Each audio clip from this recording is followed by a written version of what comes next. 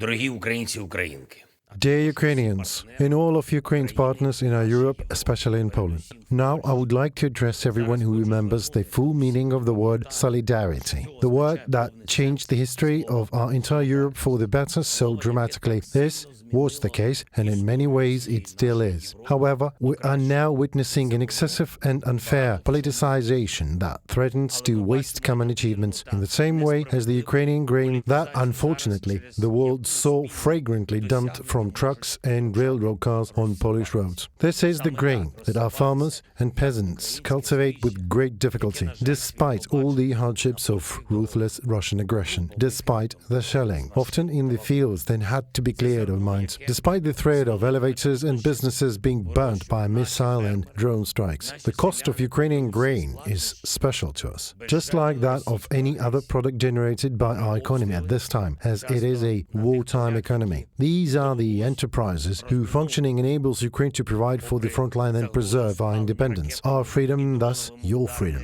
Ukraine will always remember Poland's choice made on February 24th in response to Russian invasion. It was a choice in favor of joint strength, in favor of winning the battles on the Dnipro together so that we would not have to look for ways to perform a new miracle on the Vistula. Millions of Poles have been and remain with us, in heart and in deed. And I am grateful to all of them. I am grateful to everyone who does not remain silent now and who calls for a fair solution for the sake of our common interests. I think everyone will understand that Ukraine cannot accept what is happening on the border between our countries, and even more so, the appearance of outright pro-Putin slogans there. This is wrong. This is anti-solidarity, and in particular, in yesterday's case, with our grain dumped from the railroad car, this was also simply dishonest, because not a single gram of that grain was heading to Poland for sale. It was not intended for the Polish market. Currently, there is not a single approval of the export of grain from Ukraine to Poland, although this is obviously unprofitable for Ukrainian producers. We're sticking to it because relations with Poland are an absolute priority for our national security. Our partnership between Ukraine and Poland is about safeguarding national security, both ours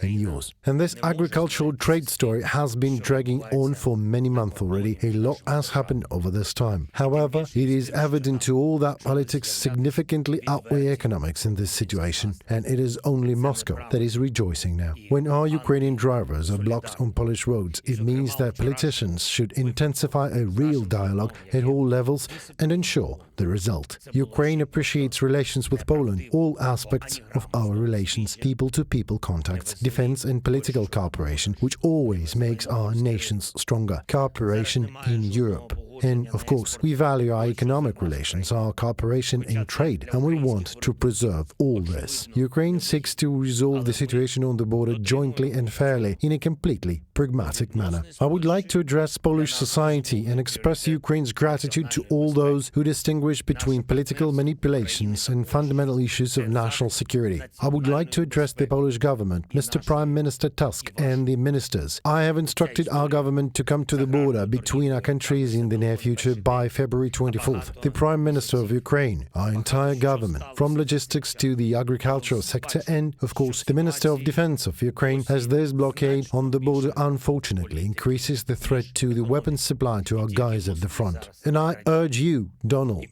Mr. Prime Minister, to come to the border as well. And Andrzej, Mr. President, I urge you to support this dialogue. This is national security. We must not delay this. The next few days give us a chance to do so. I'm also ready to come to the border with our government, and I want to address the European Commission now. We must preserve unity in Europe. This is U.S. fundamental interest. That is why Ukraine urges the European Commission to have its representative involved in this meeting for the sake of common interests and an end to political manipulation. We have had enough of Moscow's presence in our land. We have had enough of misunderstandings. We should not humiliate each other. We should not humiliate either Ukrainian or Polish farmers. We need unity. We need solutions between us, Ukraine and Poland, and at the level of all of Europe. We can do everything to turn this disagreeable page and make the next chapter of our relations one of cooperation and mutual strength again. Glory to Ukraine.